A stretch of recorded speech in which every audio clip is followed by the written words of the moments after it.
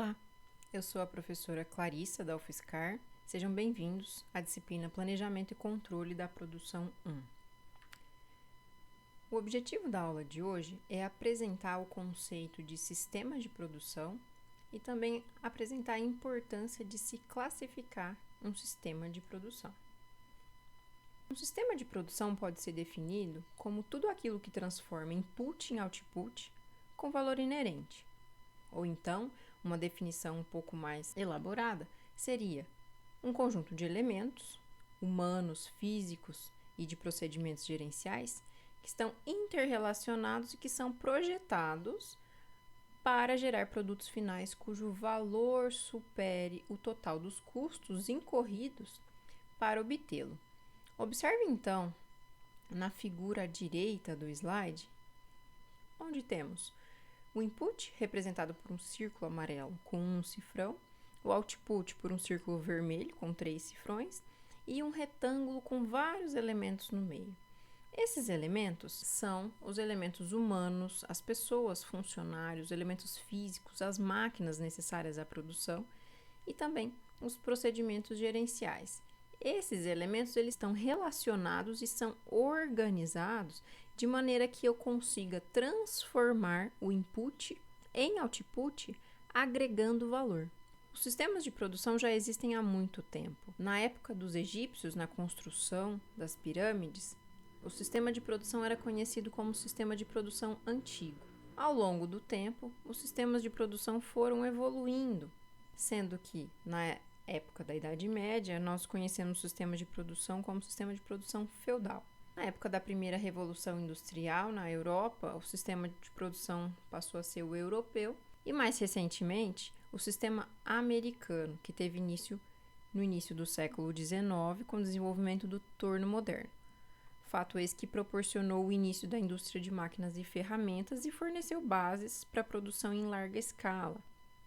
A partir do sistema americano, onde foi possível produzir em larga escala, nós temos o que os autores Sipper e Bulfing classificam como sistemas orientados à produção. Quais são as características desses sistemas de produção? Tudo que era produzido era comprado pelo mercado.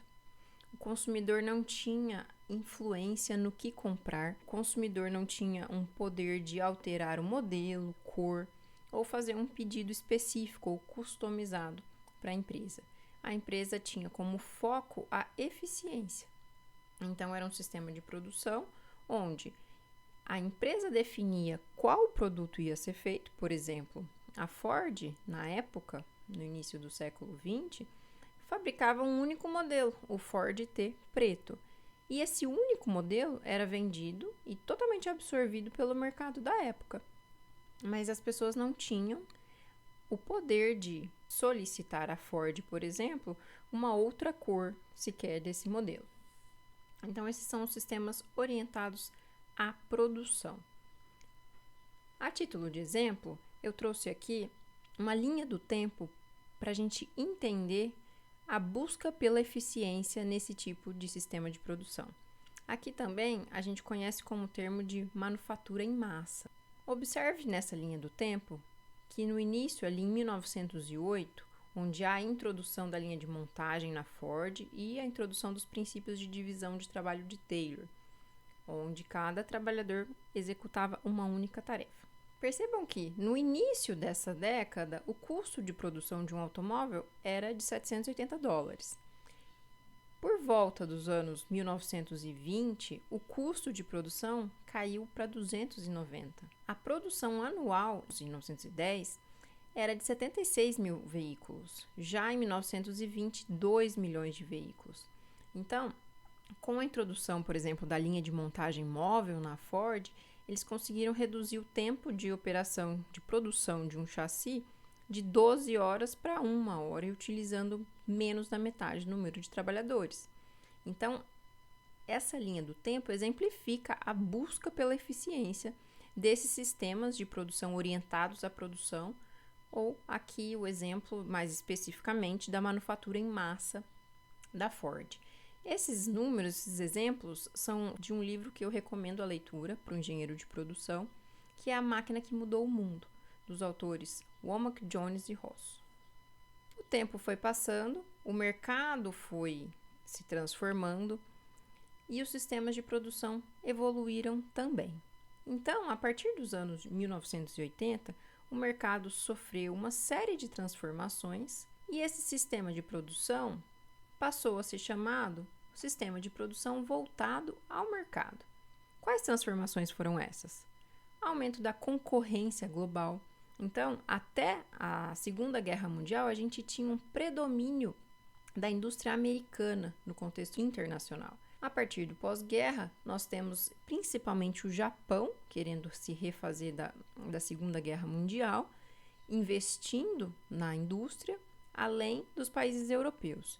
Então, a gente teve um aumento da concorrência global, uma alta na mobilidade de capital, investidores de alguns países podendo investir em outros países. Além disso, temos também mudança no gosto dos consumidores, onde esses consumidores passaram a ter uma voz mais ativa, algo que não acontecia na produção em massa lá de Ford, no sistema de produção orientado à produção. Além disso, os ciclos de vida dos produtos passaram a ser mais curtos, então o tempo entre a gente lançar um produto no mercado e ele se tornar obsoleto, hoje em dia é bem menor. E a partir dos anos 80, esse tempo começou a ser reduzido. Isso aumenta, né, o ritmo de produção das empresas e tem uma série de impactos nos sistemas de produção. Além disso, nós tivemos um alto desenvolvimento tecnológico e temos tido até então esse desenvolvimento tecnológico. Então, o mercado sofre uma série de transformações a partir dos anos 80 e a gente tem os sistemas de produção voltados ao mercado, onde o objetivo principal é satisfazer as necessidades dos clientes. Como? Em termos de objetivos estratégicos. Então, se o cliente quer qualidade, eu vou me direcionar e me organizar para oferecer qualidade para esse cliente. Ou rapidez, ou confiabilidade, ou flexibilidade e até mesmo custo. Se eu estou competindo em um nicho de mercado onde o custo é importante, onde os clientes são sensíveis ao preço, eu preciso, mesmo sendo um sistema de produção voltado ao mercado, avaliar o custo, né, de produção e o preço do produto que eu coloco no mercado. Agora, nós vamos analisar a classificação de um sistema de produção. Mas qual é a importância de se classificar um sistema de produção?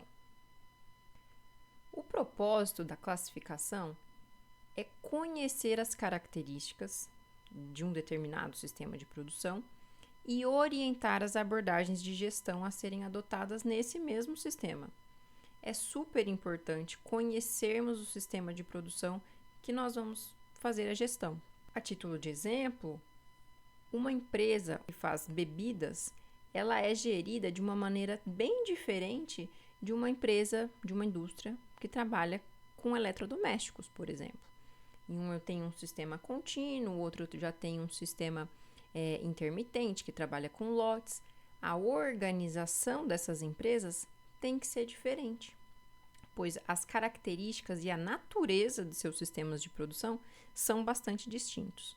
Então, a partir da classificação dos sistemas de produção, eu consigo encontrar as abordagens de gestão mais adequadas para esses sistemas. Aqui, nós vamos classificar esses sistemas de produção em relação às formas de resposta à demanda e em relação ao tipo de produto e ao tipo de processo. Na primeira classificação, nós temos o Make to Stock, a produção para estoque, o Assembly to Order, a montagem sob encomenda, o Make to Order, a fabricação sob encomenda, o Resource to Order, que seria buscar os recursos, os suprimentos sob encomenda, e o Engineering to Order, que seria até o projeto do produto é feito sob encomenda. Então, essas são as formas de resposta à demanda que nós vamos conhecer agora. A primeira delas, Make to Stock, fazer para estoque. Aqui, eu tenho que o tempo de resposta ao cliente vai ser simplesmente o lead time de distribuição. Perceba que nesse slide eu tenho círculos azuis e brancos.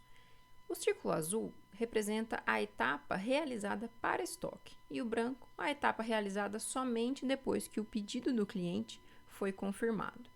Então, no Make to Stock, eu tenho todo o processo de transformação que compreende o projeto do produto, a compra de suprimentos, a fabricação e a montagem desses produtos. Todas essas etapas da transformação são feitas antes do pedido do cliente chegar. Então, aqui eu faço para estoque. E eu tenho um lead time de entrega para o cliente, ou seja, um tempo de resposta bem curto. É simplesmente o tempo de eu distribuir esse produto que já está pronto. No Assembly to Order, montagem sob encomenda, aqui o tempo de resposta para o cliente vai ser, além do lead time de distribuição, o lead time de montagem. Então, eu espero o pedido do cliente chegar para montar os produtos e distribuir. Mas eu vou montar o quê? Algo que já está fabricado e que foi fabricado e está estocado. Geralmente são módulos. Uma empresa de computador, por exemplo, pode ter módulos ou então peças, por exemplo, processadores, memórias, monitores, fabricados e estocados. À medida que o pedido do cliente vai chegando por uma configuração específica, a empresa pode selecionar qual a memória, qual o processador, qual o monitor que o cliente deseja, montar esse computador e distribuir. Então, no Assembly to Order, o que é feito para estoque é o projeto do produto, é a fabricação dos componentes ou dos módulos, a compra da matéria-prima. Tudo isso é feito antes do pedido chegar. Uma vez que o pedido chegou, eu monto e distribuo. Então, aí o tempo de resposta é igual ao lead time de montagem mais o lead time de distribuição. Na forma de resposta à demanda Make to Order, aqui eu tenho um tempo de resposta um pouco maior. Então, eu vou ter os suprimentos comprados e estocados, além do projeto do produto, e eu só vou começar a fabricar depois que o pedido do cliente chegou. O tempo de resposta vai ser o lead time de fabricação, mais o lead time de montagem, mais o lead time de distribuição. Então, percebam que nessa forma de resposta à demanda, eu permito que o cliente tenha um poder de customização maior do que as formas de resposta à demanda Assembly to Order e Make to Stock. Porque aqui eu só tenho o suprimento estocado. Então, o poder de decisão e de escolha do cliente é um pouco melhor, mas ele também vai esperar um pouco mais de tempo para receber esse produto. No Resource to Order, eu tenho um tempo de resposta que é o tempo de comprar a matéria-prima, os suprimentos, o tempo de fabricar, o tempo de montagem, mais o tempo de distribuição. Perceba que nessa forma de resposta à demanda, eu só tenho o projeto do produto pronto. Eu permito que o cliente escolha qual material o produto dele vai ter. Então, eu espero o pedido do cliente chegar para comprar até a matéria-prima. E na última forma de resposta à demanda, que é o Engineer to Order, eu tenho um tempo de resposta bem maior do que todas as outras formas. No entanto, eu ofereço ao cliente um poder de customização maior. Aqui, até o projeto do produto é decidido junto com o cliente. Então, eu não estoco esses projetos. É claro que a empresa pode ter um histórico de projetos que vai facilitar os projetos futuros, mas cada cliente é único e cada produto é único. Alguns fatores que a gente pode analisar para comparar as formas de resposta à demanda. Então, em relação ao volume de produção, a gente tem um aumento indo da forma de resposta à demanda Engineer to Order para o Make to Stock. Então, o Make to Stock é a forma de resposta à demanda que lida com um volume de produção mais alto. Perceba que o Engineer to Order ele pode lidar com produtos grandes, porque um exemplo de uma empresa que trabalha com essa forma de resposta à demanda Engineer to Order são, por exemplo, uma indústria aeronáutica, onde o produto é grande, só que não são feitos muitos aviões, assim como são feitos refrigerantes por ano. Então, há um aumento do volume de produção do Engineer to Order por Make to Stock. Em relação à variedade de produtos, ela cresce do Make to Stock para o Engineer to Order, devido a essa forma de resposta à demanda permitir que os clientes customizem, eu tenho uma variedade infinita, eu tenho uma infinita possibilidade de produtos. Assim como o grau de customização vai na mesma direção da variedade de produtos. No Make to Stock, o cliente não tem nenhum poder de alterar o produto vendido. Então, ele não tem poder em nenhum grau de customização. Já no Engineer to Order, esse grau de customização é altíssimo. Em relação aos custos de estoque, nós temos um aumento indo do Engineer to Order para o Make to Stock. Em relação ao tempo de resposta, ele aumenta do Make to Stock para o Engineer to Order. Percebam que o Make to Stock, apesar de ter um custo de estoque alto, ele permite que o cliente tenha o produto em um curto intervalo de tempo. E as demais formas de demanda, elas precisam que o cliente espere um pouco. Então, você tem um trade-off entre oferecer customização e um baixo tempo de resposta.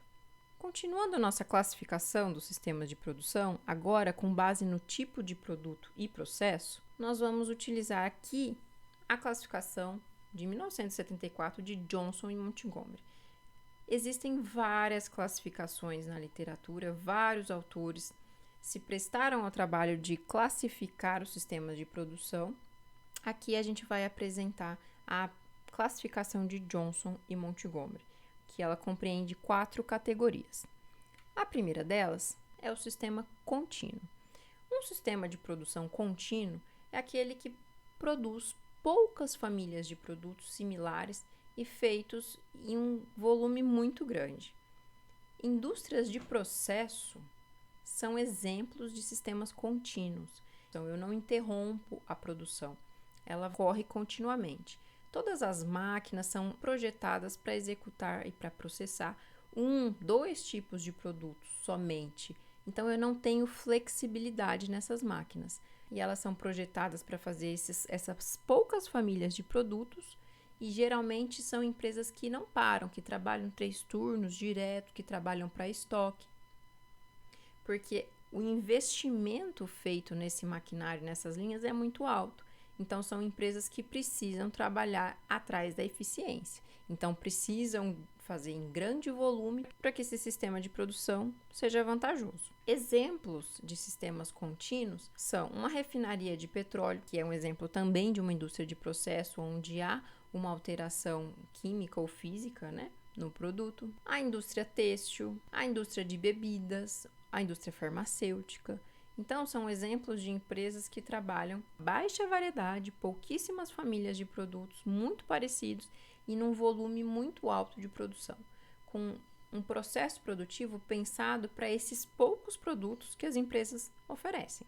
Na segunda categoria, nós temos os sistemas intermitentes. Aqui, nos estágios produtivos, acontecem frequentes mudanças de um produto para o outro, como consequência de uma grande variedade de produtos fabricados. Então, percebam que aqui, diferentemente de um sistema contínuo, eu já ofereço mais variedade. E por que eu ofereço variedade? Eu tenho que trabalhar com lotes de produção.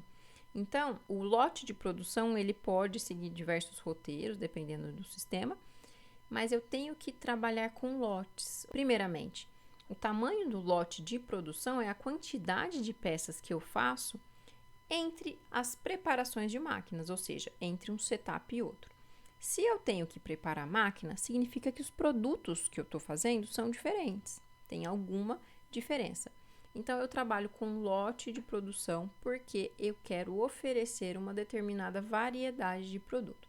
Por isso, os sistemas são ditos intermitentes. Eu tenho que parar, interromper, as peças mudam de direção, não seguem exatamente o mesmo fluxo. Esse sistema intermitente pode ser um sistema flow shop ou o sistema job shop. No sistema flow shop, eu tenho um conjunto de máquinas, aqui representados por M1, M2, M3 e M4, que são máquinas destinadas a processar poucos produtos, mas uma variedade um pouco maior do que um sistema contínuo, onde eu tenho diferenças nesses produtos, mas não são diferenças muito grandes.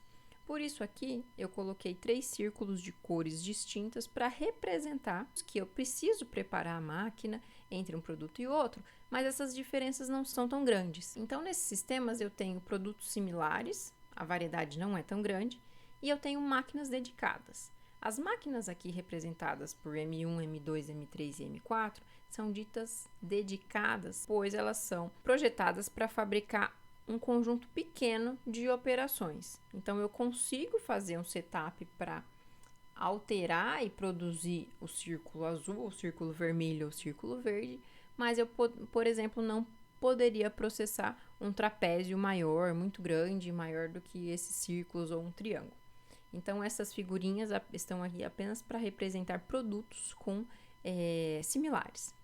Não que a alteração da cor seja a única mudança nesse tipo de sistema Flowshop, é apenas um exemplo. Observando o roteiro de produção do primeiro produto, nós temos que ele começa a ser processado na máquina 1, vai da máquina 1 para a máquina 2, da máquina 3 para a máquina 4, e sai ao final com esse círculo preenchidinho de azul, indicando que o material foi processado e está finalizado. O roteiro de produção do círculo vermelho é o mesmo do azul, assim como do verde.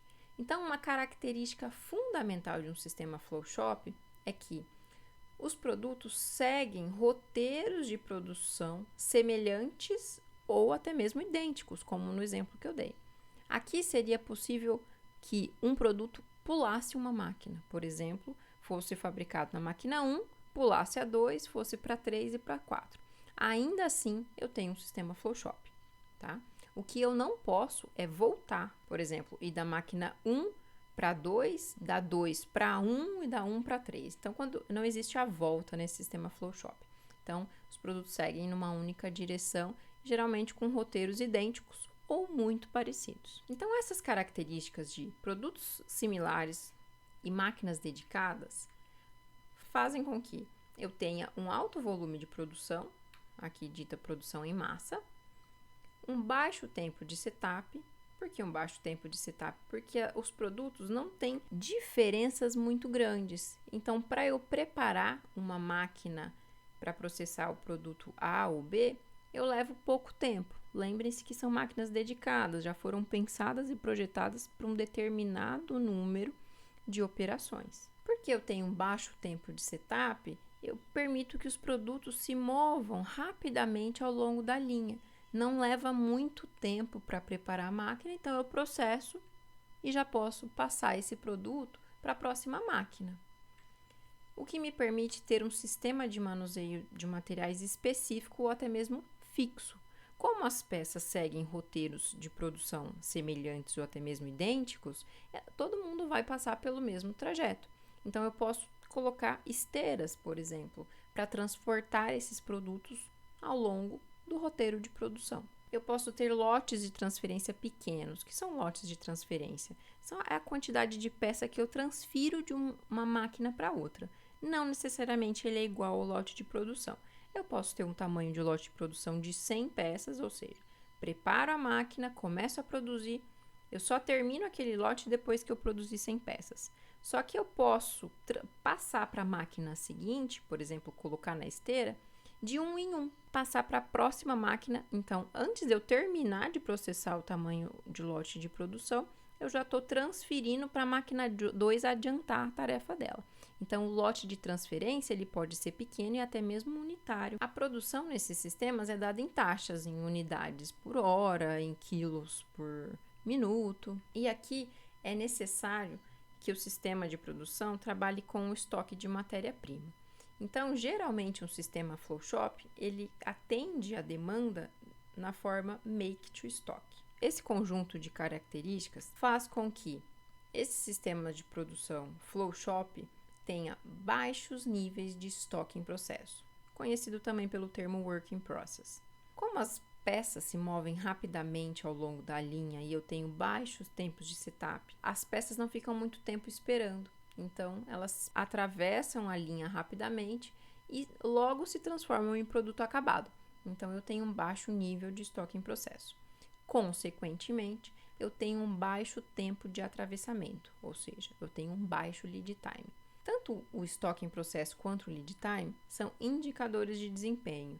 E quando eu tenho esses níveis baixos, significa que eu tenho um desempenho bom, ou seja, eu não gasto muito tempo para processar um produto. Então, o tempo de atravessamento é rápido, o que me permite entregar para o cliente com uma velocidade maior. Exemplos de sistema Flowshop são, por exemplo, uma linha de montagem na indústria de automóveis, as montadoras. Percebam aí pela figura que todos os carros, ou até mesmo caminhões, na figura de cima, estão aí numa linha onde todos passam pelos mesmos operários e pelas mesmas operações. Então, numa linha de montagem de um carro, seja ele 2 portas, 4 portas, câmbio automático ou manual, todos vão passar pelo mesmo roteiro de produção, pelas mesmas etapas ali. Então, eu permito uma variedade de produtos, que não é tão grande, e esse roteiro de produção aí, ele é muito similar ou até mesmo idêntico. Além desse exemplo, nós temos a indústria de eletrodomésticos, tanto a linha branca quanto a linha marrom.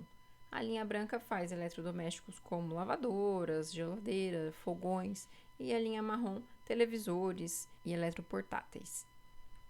Em um sistema Job Shop, eu tenho um arranjo de máquinas diferente de um Flowshop. Nessa figura, eu tenho 5 centros de trabalho distintos. Aqui, as máquinas são ditas de uso geral. Portanto, eu não coloquei máquina 1, máquina 2, 3, 4 ou 5. Eu coloquei centro de trabalho. Porque aqui pode ser um conjunto de máquinas, um conjunto de equipamentos de uso geral, onde eu consigo processar tanto uma peça pequenininha, por exemplo, quanto uma peça muito grande. Então, esses equipamentos são de uso geral, permitem que, com a preparação adequada, eu faça produtos muito diferentes entre eles. Por conta dessa característica, equipamentos de uso geral, eu tenho nesse tipo de sistema altos tempos de setup, altos tempos de preparação de máquinas. Isso vai me gerar consequências nos indicadores de desempenho. Aqui eu tenho um conjunto de produtos representados por formas geométricas bastante distintas, pequenas, grandes e com diferentes formatos, onde eles representam uma alta variedade de produtos diferentes.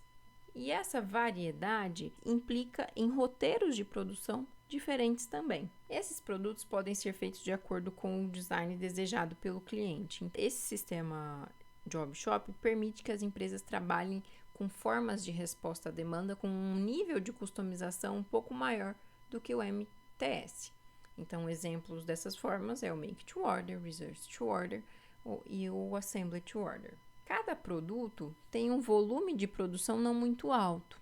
No total de produtos feitos no mês pela empresa, esse volume pode vir a ser alto, mas eu não faço muito de cada produto.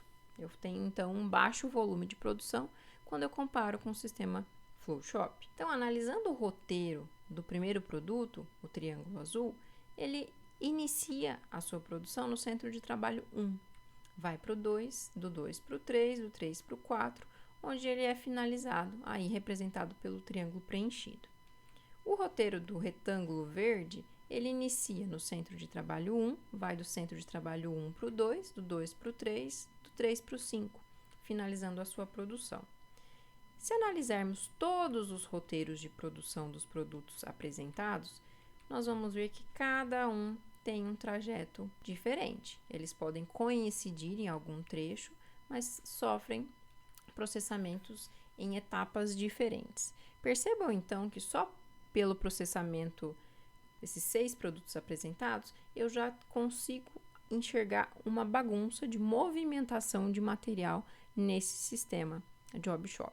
Essa característica de roteiros de produção diferentes, além dos equipamentos de uso geral, geram altos tempos de setup, alto nível de estoque em processo e, consequentemente, altos lead times. Nesses sistemas, eu não posso ter um equipamento de manuseio de material fixo, como esteiras, por exemplo, porque diversos roteiros são possíveis. Então, o sistema de manuseio de materiais precisa ser flexível, a ponto de conseguir fazer roteiros diferentes e transportar produtos com dimensões diferentes, uma peça pequena e uma peça muito grande. Aqui também é necessário que eu tenha estoque de algumas matérias-primas, que são utilizadas em um vasto conjunto de famílias de produtos, eu já tenho que ter estocado. E aqui, altos níveis de estoque em processo entre os estágios produtivos, novamente contribuindo aí para altos lead times. Ou seja, esse sistema de produção Job Shop tem um planejamento, sequenciamento e a coordenação da produção como um desafio para os seus gerentes de produção. Exemplos de sistema Job Shop podem ser, por exemplo, a indústria metalmecânica, empresa de ferramentas, de bancos automotivos, de direção hidráulica, onde eu faço a direção hidráulica de carros, caminhões com diferentes configurações. A indústria moveleira pode ser um exemplo de um sistema Job Shop, quando eu faço móveis planejados. Continuando a classificação dos sistemas de produção de Johnson & Montgomery, nós temos o sistema grande projeto. Aqui, a empresa faz produtos complexos e especiais e muitas vezes únicos. E geralmente o layout utilizado aqui é um layout posicional, ou seja, o produto fica fixo e os trabalhadores se movimentam para processar esse produto. A forma de organizar uma empresa que tem um sistema de grande projeto é bem diferente da forma como eu organizo uma empresa que tem um sistema contínuo, reforçando aí a importância da classificação dos sistemas de produção. Então, exemplos de sistemas grande projeto: a indústria aeronáutica, a indústria naval. E, por fim, nós temos a quarta categoria, que é o sistema puro de estoque. Nesse sistema, a gente não tem processamento. Os itens são comprados, estocados e distribuídos. Um exemplo é um centro de distribuição de alguma empresa. Foi comentado nessa aula a existência de diversas classificações dos sistemas de produção na literatura. Nós apresentamos a classificação de Johnson & Montgomery, de 1974, e, a título de exemplo, eu trago aqui a classificação de McCarthy Fernandes 2000, que classificam esses sistemas de acordo com o nível de repetição. Então, eu tenho várias categorias, indo de contínuo puro, semi-contínuo, produção em massa, repetitivo, semi-repetitivo, não repetitivo e também grandes projetos. Se você for avaliar a classificação de outros autores, nós vamos ter outras categorias. Mas o importante é entender que a classificação de um sistema serve para escolhermos o sistema de gestão da empresa. Então, qual que vai ser o sistema de gestão da produção de uma determinada empresa? Então, a essência desse sistema de produção precisa ser conhecida, suas características, para que ele seja melhor gerido. Eu recomendo a leitura das referências. O vídeo de hoje fica por aqui. Nos vemos na próxima aula.